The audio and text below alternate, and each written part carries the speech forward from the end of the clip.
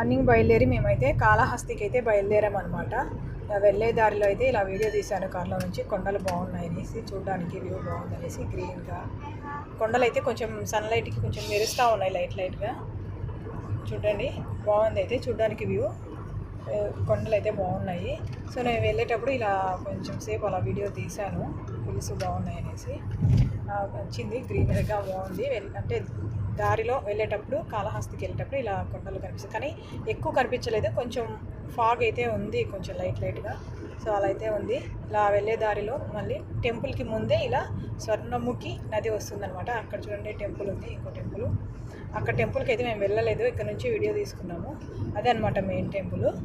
In 600 meters, turn right at KLM Circle onto National Highway 71.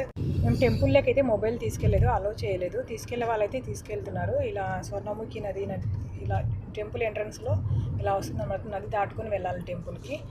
బయట నుంచి నేను video తీశాను అనమాట. సో ఇదనమాట ఎంట్రన్స్ శ్రీకాళహస్తికి. శ్రీకాళహస్తి పేరు ఎలా వచ్చిందంటే, శ్రీ అంటే సాలెపురుగు, కాళ అంటే పాము అని, హస్తి అంటే ఎలిఫెంట్ అనమాట. సో అలా అయితే దేవుడు వాటికి వరం ఇచ్చాడు, ఆ 3 జీవులకి. Like, share and subscribe.